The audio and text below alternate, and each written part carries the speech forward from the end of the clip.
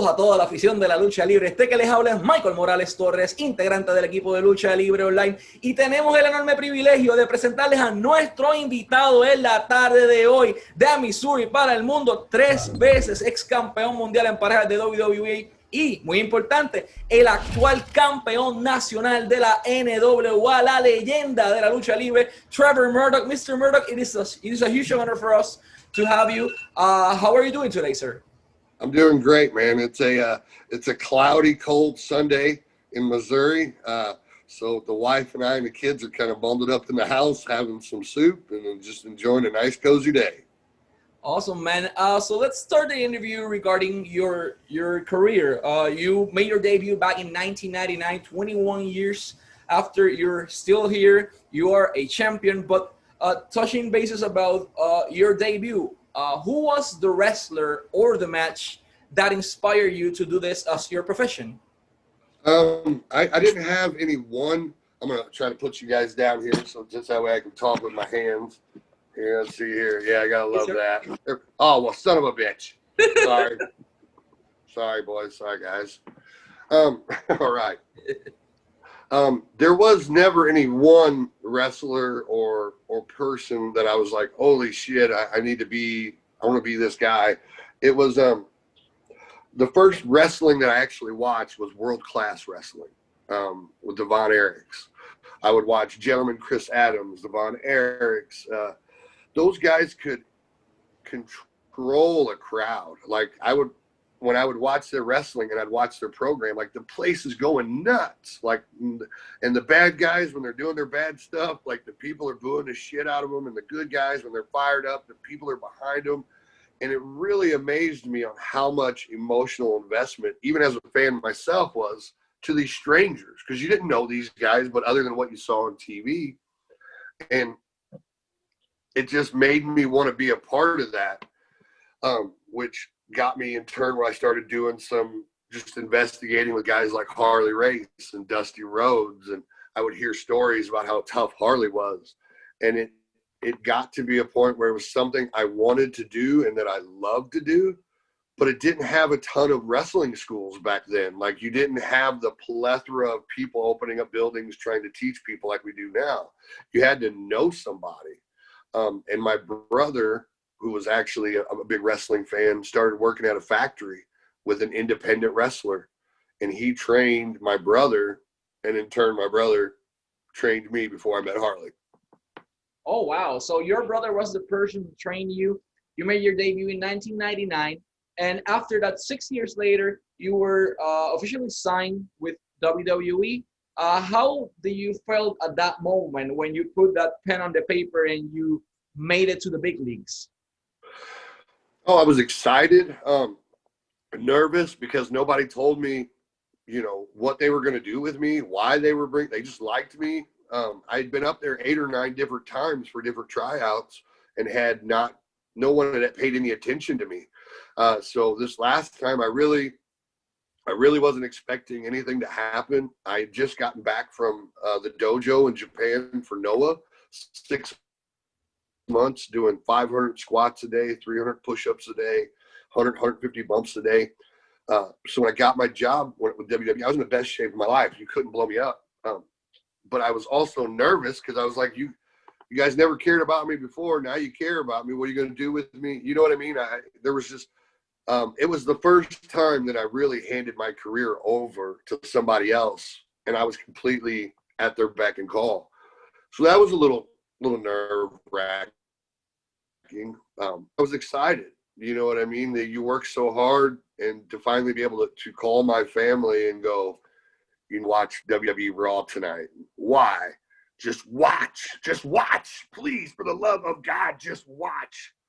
And, they watched, and I got 100 phone calls and texts and messages. And finally, a lot of people from my hometown that didn't even know I was going to be on was just randomly watching that night and saw my fat head pop up. So it was an amazing moment for sure.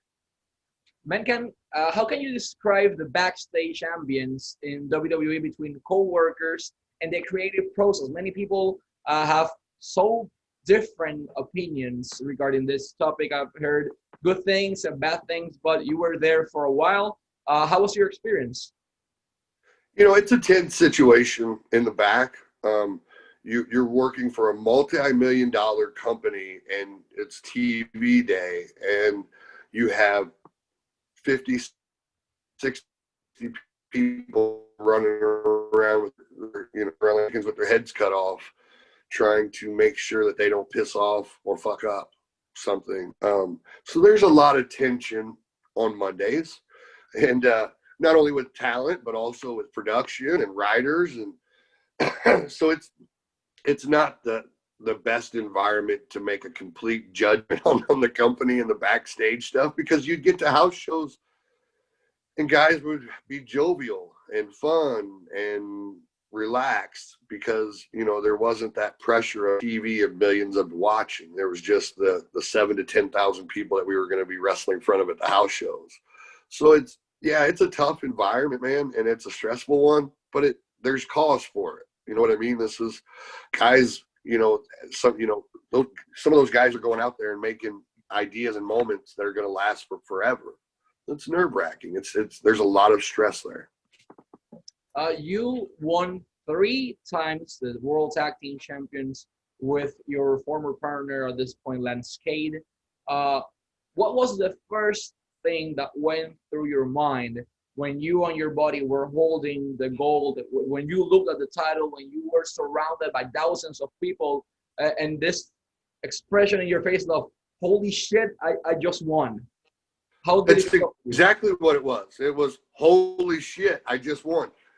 Because you guys gotta think, it wasn't but, like you said, 6 to 8 weeks after I got there, I'm World Tag Team Champion. I've been working my whole career just to get there, and then within that time frame, it automatically, son of a bitch, that automatically changes on you. You know what I mean? And you're the world champion. I won the titles. I went home the next day. I came home, gave my wife and kids a hug and a kiss, and I said, I'm going up to the training school where Harley is. My wife got a little upset because I just got home. I said, I'll be back, don't worry. And I went in and I walked into the school. I walked right into Harley's office and I laid that World Tag Team title right on his desk. And I looked at him and he looked at me and he goes, I told you, the cream will rise to the top, kid. And I just, I gave him a hug. I was happy, you know what I mean? And I also wanted the other students that were there. At the time, we had like 19 or 20 students that were at Harley's camp. And I wanted those guys to see that. I wanted them to touch it. I wanted them to feel it. I wanted them to put it around their waist because I wanted them to feel like it's an accomplishable goal. This is where I started. This is where I'm at now. You guys can do the same. Inspiring. You were, as I mentioned, your partner was Lance Cade. He unfortunately passed away too young, just 29 years old. You traveled with him for hundreds of days during your run in WWE. What stories can you share, if you have anything you can share, regarding your working with Lance Cade? Lance and I were brothers from the beginning. Like we were trained similar. Harley and Shawn came from virtually the same generation. There was some generation crossing there. We had the same ideas on psychology in the ring.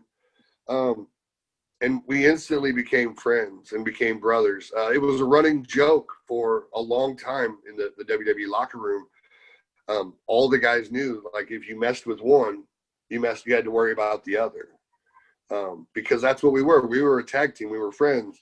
So if somebody was giving giving me a hard time or giving Lance a hard time, I was right there around the corner going, who do you think you are, man? This is no fuck you. We're going to, there's a problem. We're going to handle it. And it got to be a little bit of a reputation for us, to the point where one night we were doing a house show, and Hunter, Triple H, is still wrestling. And we go to this town, and we're getting ready, and Hunter was the main event. And he comes up and he goes, hey guys, I need you to watch my match tonight. And we were young guys. We were like, we always watch your match, Hunter. What are you talking about? Every night we watch it. What are you talking about? Come on, buddy. And he goes, just quit kissing my ass, boys. I need you to watch my match tonight. And he proceeds to tell us that at the time, Hunter and Road Dogg and Badass Billy Gunn, they weren't on the best terms. And Road Dogg and Billy Gunn were in the same town we were doing a house show in, but they were doing it as for an autograph session for another company. But they had made sure to pass the word on through certain people to Hunter that they were going to show up at that house show that night. And when Hunter got in the ring, they were going to hit the ring and kick his ass. And it was a very legitimate situation, a very tense situation. And he goes, guys, what I need you to do is if you see those guys come to the rails and they step over the rails, you need to hit that ring and proceed to start kicking ass. And, you know, that took it to a whole nother level because, you know, it's not only Triple H is asking for this, but, you know, he's in the office. Like he's Vince's son-in-law. Like, this is my job. You know what I mean? I'm going to go out there. Not to mention, you know, Road Dogg and Billy, they're not chumps. You know what I mean? Those guys can handle themselves in the ring. And Lance and I were fully prepared to go out there and probably jeopardize our career in the future, but we were willing to go out there and lay the wood to those guys just to protect Hunter. Thankfully, those guys never showed up, and so we never had to do that. But it was that kind of thing. Like, you know, they knew, the company knew, the office knew, the guys in the back knew that right there is a tag team. And we were. From the time we would land in the town, we would ride together. We shared hotel, you know, got double rooms to save money. His kids called me uncle. My kids call him Uncle Lance. You know, we were brothers. Wow. Regarding that, let's fast forward a little bit in time. Like last year, my father asked me, he was a huge fan of your work. Hey, what's up with Trevor Murdoch? He just signed with NWA. NWA? What the heck? Is NWA still alive? My dad asked at the moment. Yeah, it's still alive. It's the thing. It's NWA Power. I explain him. I show him the product, and he got hooked with the old school style once again. You signed back in 2019. How did you end up in this old school new face of the NWA? And so far, how's been your experience with the company?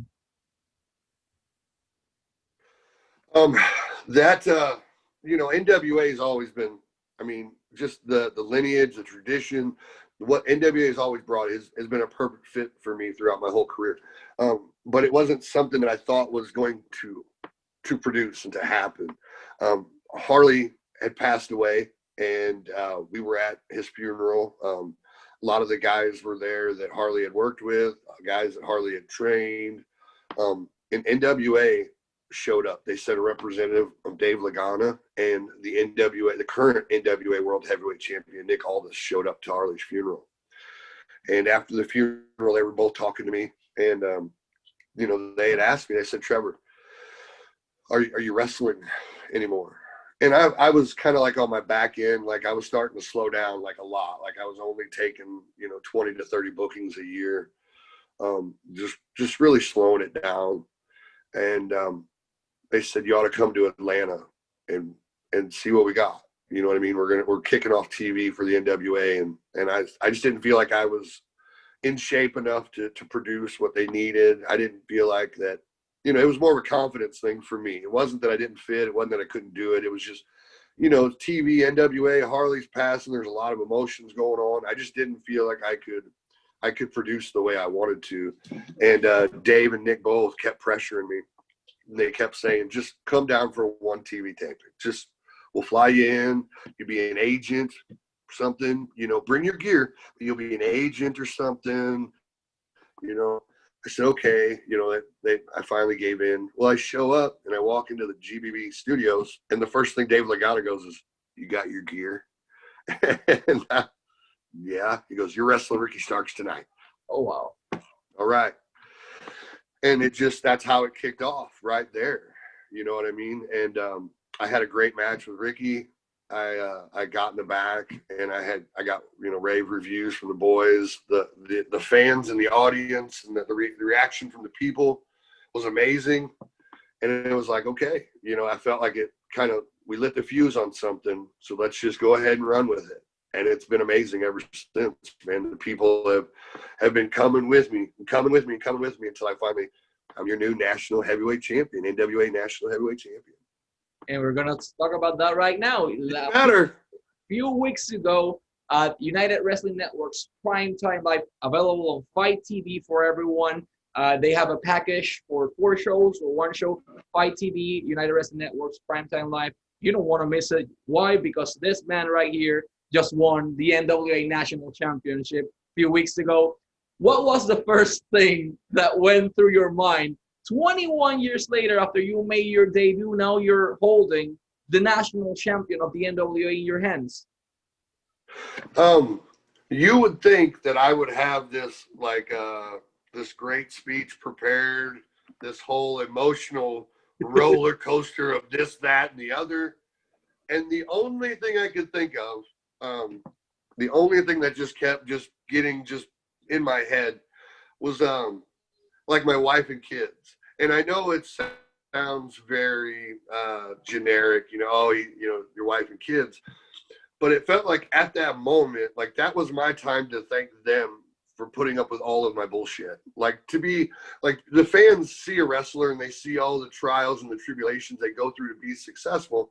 But the fans never see what the husband or the wife of that individual and the children of that individual have to deal with. Me being gone on anniversaries and birthdays, me being angry about things that they have no control over, no influence, but are just influencing my life when it comes to wrestling. And just throughout the years, my wife and kids sticking by me. And I felt like at that moment, like it wasn't about the fans. It wasn't about anybody but me and my crew taking that moment and taking a deep breath and going, we did it. Like, we did this. Like, we pushed, we persevered, we worked hard. All the times my wife dealt with my shoulder injuries or my knees, and I couldn't do certain things, and she, hand me a crutch and hobble with me and walk slow with me. All those times, that was my moment to say to them, thank you, from your daddy, from your husband. Thank you for being there for me in my heart and walking with me in this path, because it's not an easy path. It's not an easy life at all. And I know I probably could have went into some sort of, thank you for Harley and Lance and everything, but I just didn't feel like at that moment it was about anybody else but me and my crew. And I wanted to make sure I expressed to them how much I loved them and thanked them for putting up with my shit. Trevor, what was the best advice you received during the years? I mean, you've been sharing backstage with many guys. You mentioned Harley Race, for example, Shawn Michaels, Triple H, among many, many others, Vincent Kennedy McMahon. What was that advice that, in your opinion, was either the best or changed your perspective about things? I'll name drop here a little bit, and HBK gave me some really real talk advice one time, and I'll never forget it. He said, Trevor, there's two types of people in this world. There's people that are given everything. People may not deserve it, but they're given everything.